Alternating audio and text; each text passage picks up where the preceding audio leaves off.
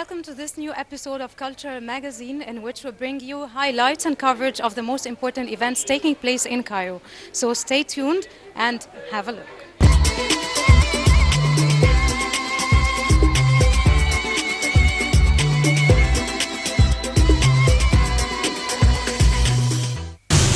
The urge for work is the call for all Egyptians nowadays. With no exception, Dr. Farid Fadl presented his latest collection in an exhibition under the title Normal Labor.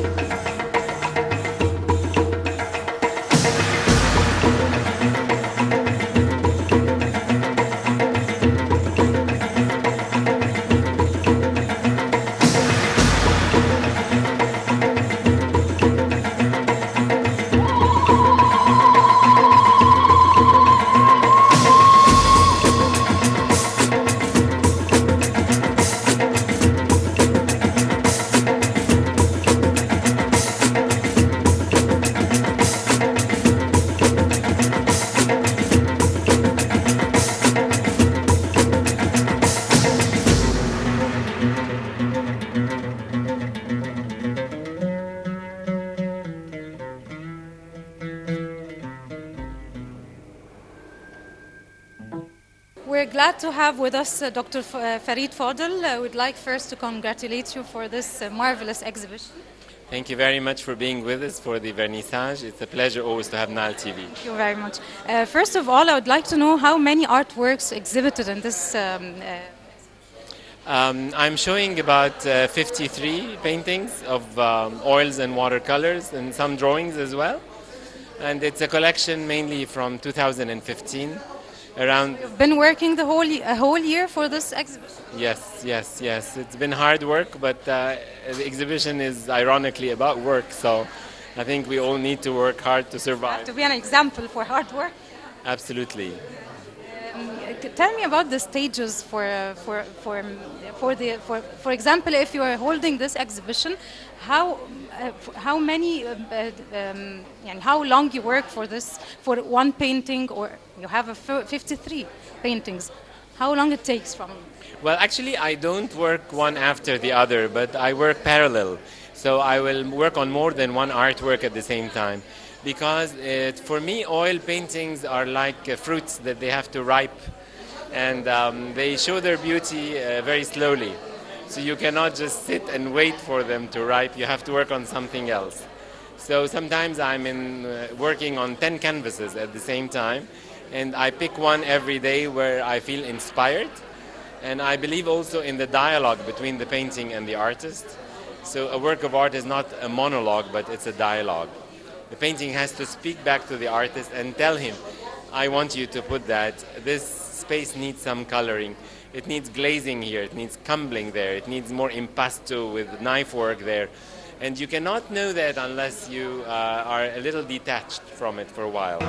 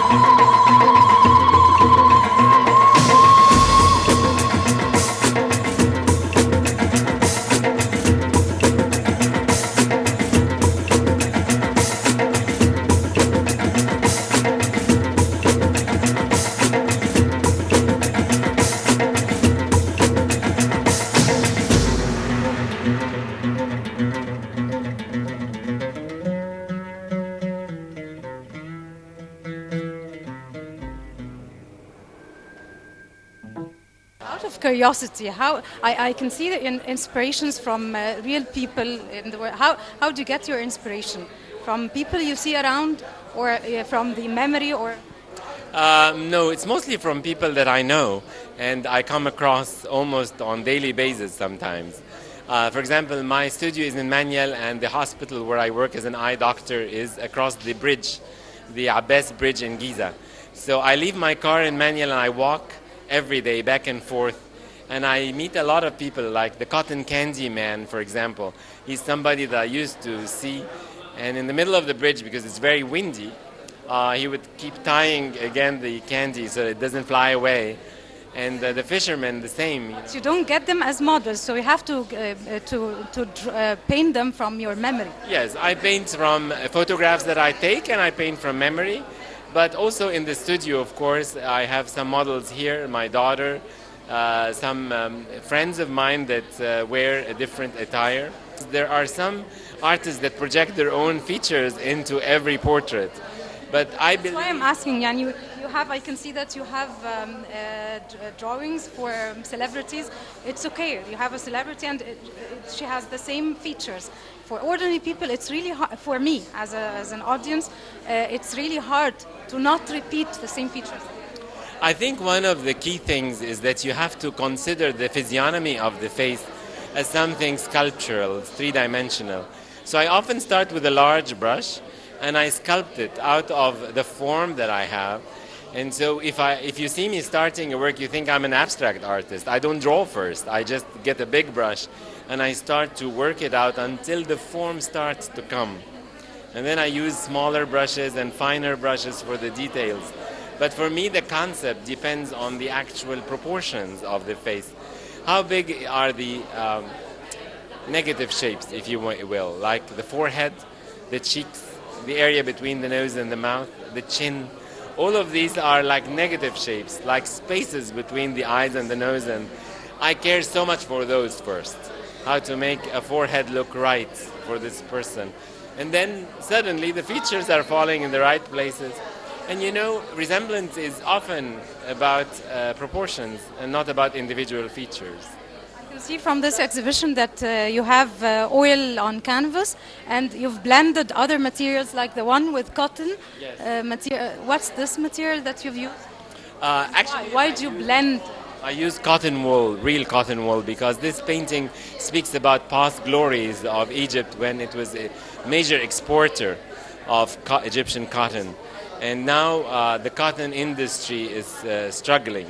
I have to say that the agriculture is not bad, but the farmers are really suffering these days because there isn't proper marketing and there isn't that connection that is government controlled between the farmers and the marketing and then the textile and industry.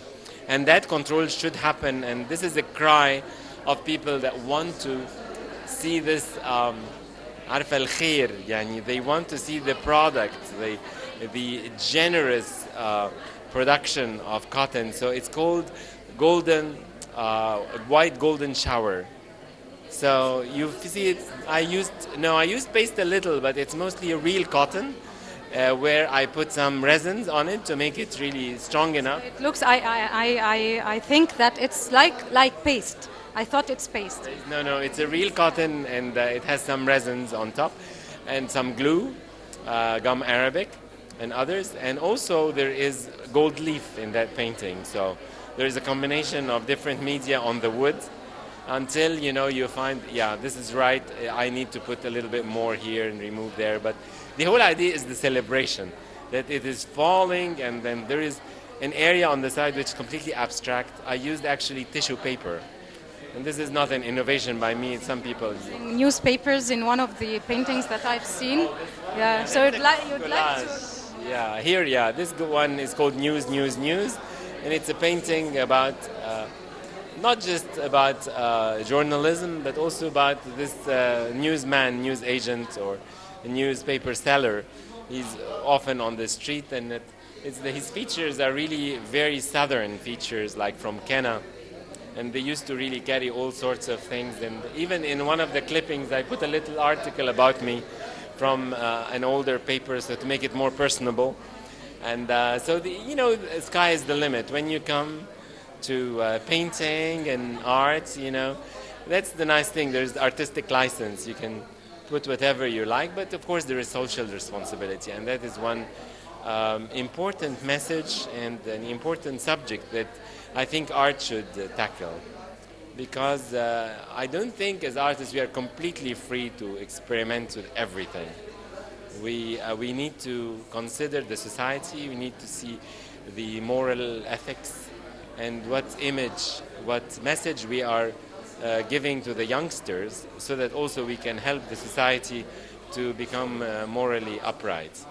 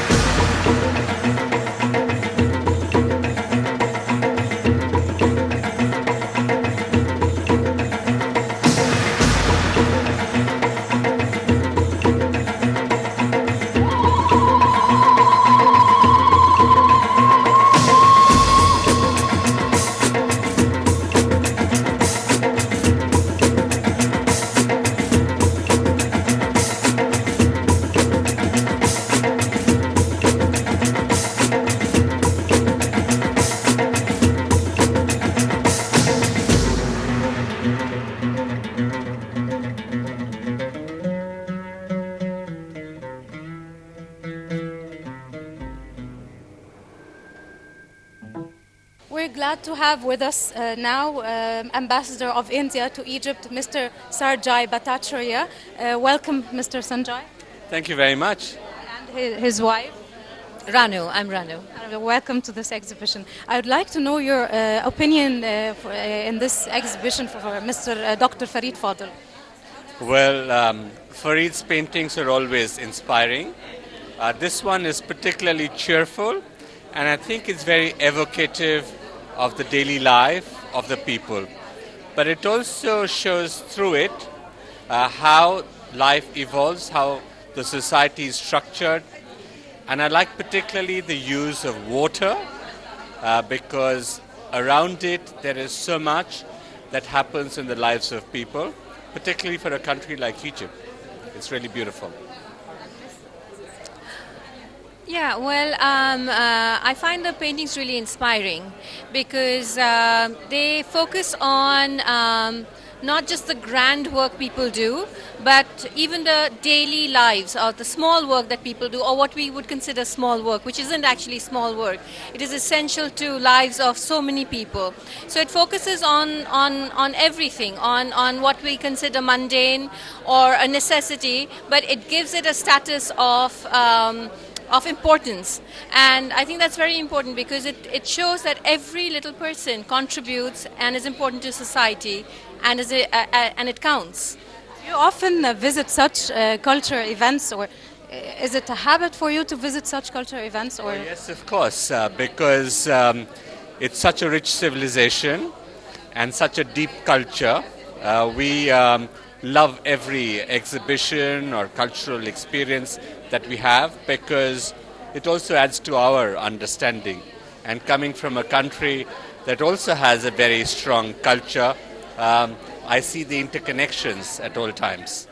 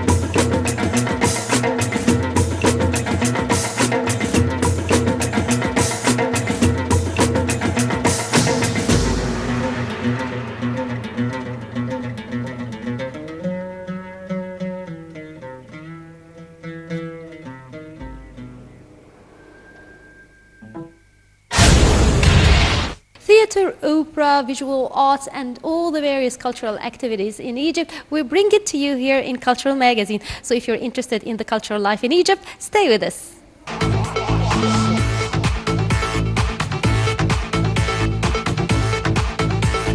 Annually, the International Photography Competition takes place here in Egypt. In this year's competition, more than 106 photographers competed with more than 4,000 photographs. So let's look into the details of this year's competition.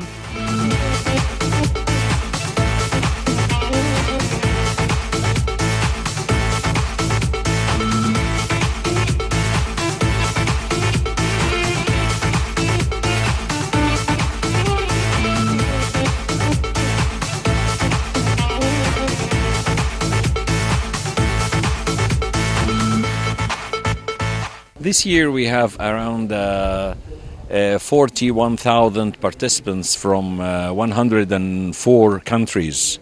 It's more than last year with about around 10,000 more. And the participants of the Egyptians this year is more stronger than last year. I think we have around 8 winners from Egypt this year.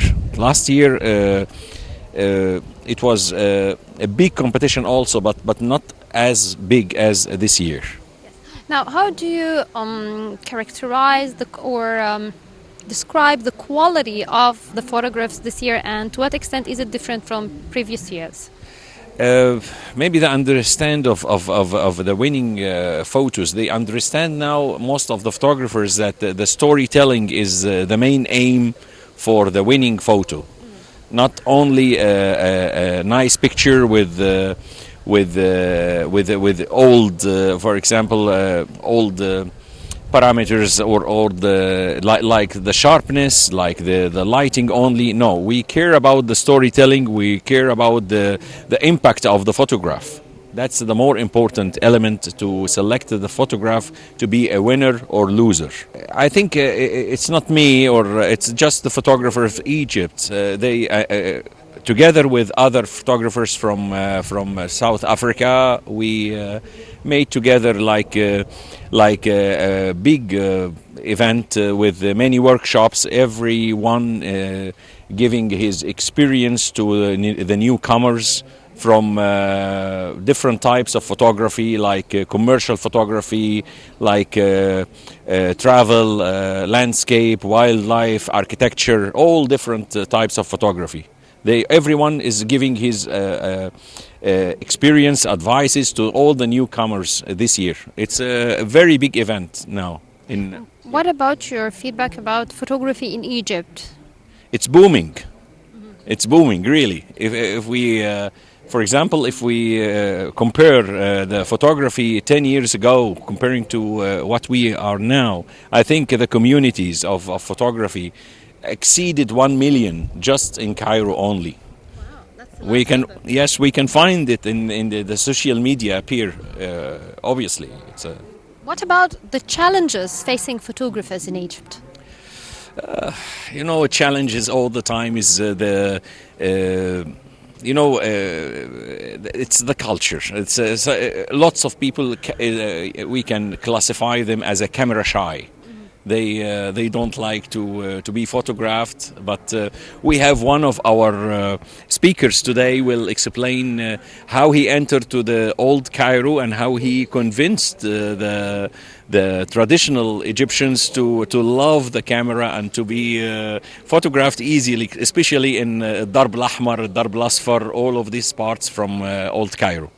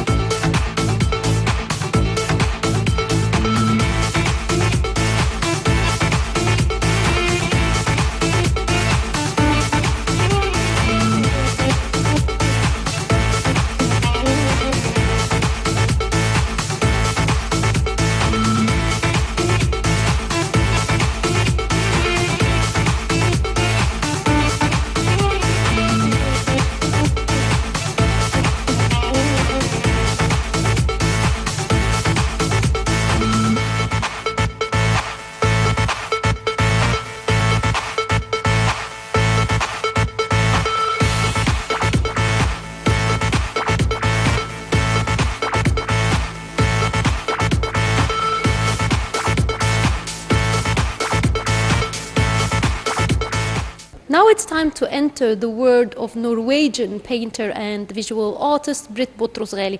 Britt, although she's Norwegian, yet she has been living in Egypt for 30 years, so she's more of an Egyptian than a Norwegian. Now, today in this exhibition, The Woman of My World, we can see a lot of female portraits. And actually, Britt is also known as one of the leaders of the abstract expressionist movement in Europe during the 60s and 70s. Now, let's look at today's exhibition.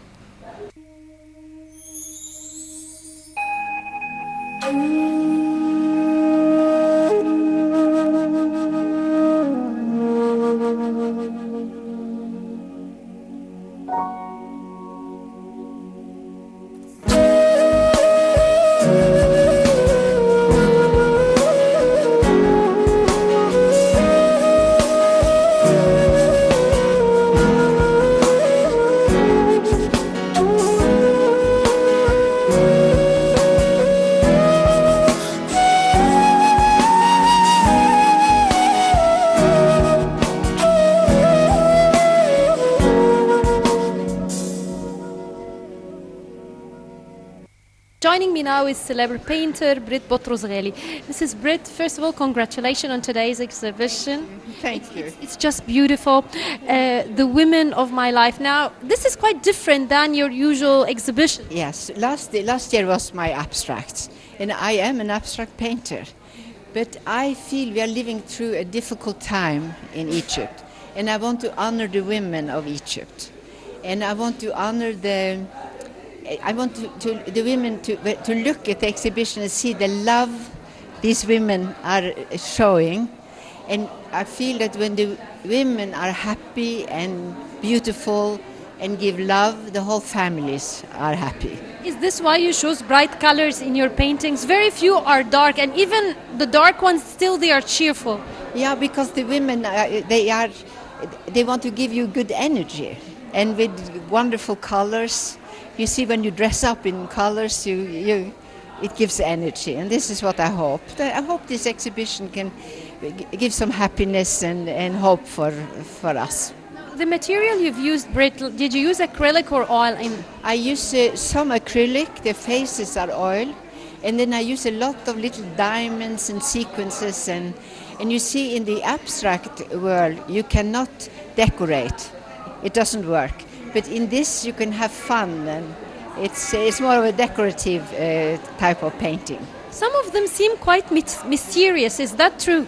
Well, some women are mysterious. I don't know them. They just come through me. I've noticed that most of them have an oval face. Why the oval face? I don't know.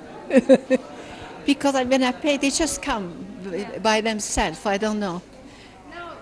Any of these women, is any of them represent or resemble someone you've known? No, but I see that when people come and buy my work, they usually buy something that they look a little bit alike, so they can recognize themselves. But otherwise, I never think about anybody when I work. It is almost like they are manifested through me. The thing is that it is almost like it's dictated. I put my hand on, and before I know it, the face is there. And then I decorate it, and they come by themselves. But it seems like all of these different women, they are from all over the world. But I don't know them. And slowly, by working, I can feel some are angry, and some are mean, and some are very, very kind and nice. But I really don't know when I start out what I'm doing. Yeah. And this one may be from another planet. Yeah, she could be. Yeah, she's absolutely could be Nubian. Yeah. It's a lot of work because you said it's very tedious. Very how can I say it? It takes a long time. Yeah, it's a lot of work. But I love it. It's my what I love to do. Yeah. When I then have painted the face and decorated and so on, then I put jewelry on them if they want that. And then I started putting mirrors and diamonds, and I go to the Khalili and get all those little beads. And I thought this would be crazy, but it's fun.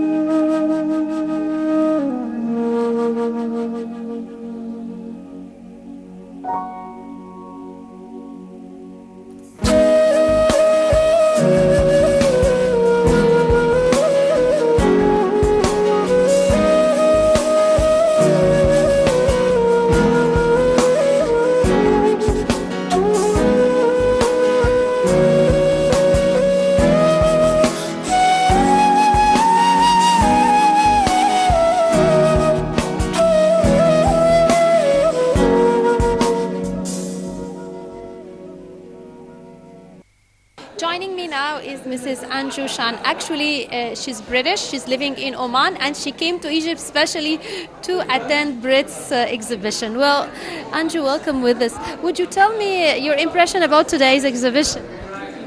I think it's wonderful to see all these ladies and how cheerful and happy they look. And this, to me, reflects how Egypt can be too. Now, have you been following Brit's work? Yes, I have, for almost 10 years. Your impression or your output about it? Your review of Brit's work in general?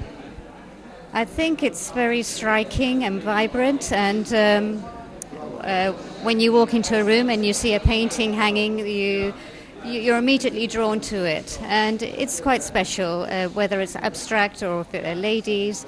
There's always warmth and, striking, something to see.